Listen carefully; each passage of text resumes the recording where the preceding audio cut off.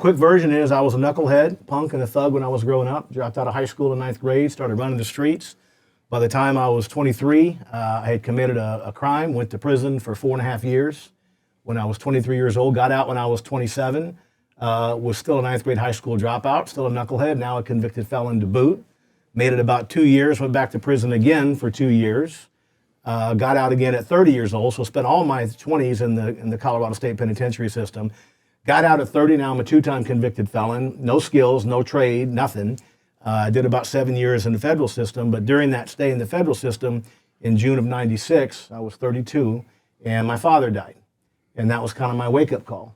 You know, what have I done with my life? I had a 3-year-old son that I had fathered when I was out on parole, so I abandoned my son. And my father he died very young at 59, and I made a decision that I was going to change the course of my life. The next thought I had is, well, how the hell do you do that? How do you turn the Titanic of my life around with no education, no skills?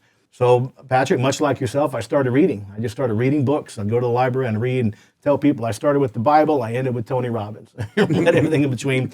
And I spent 7 years educating myself. And in 2003, January, I walked out to a homeless shelter in Colorado Springs and knocked on doors for 6 months. It was hard to find a job with my background and no experience. I was 39 years old by that time.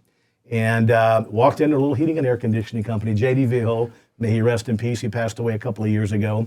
But Jesse Vigil had a little company there in Colorado Springs and said, you know what?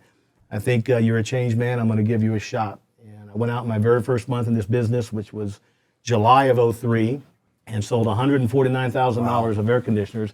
And I did that, ended up opening my own company, building that to $20 million, selling it, started consulting and speaking, and now we own 7 other companies as well.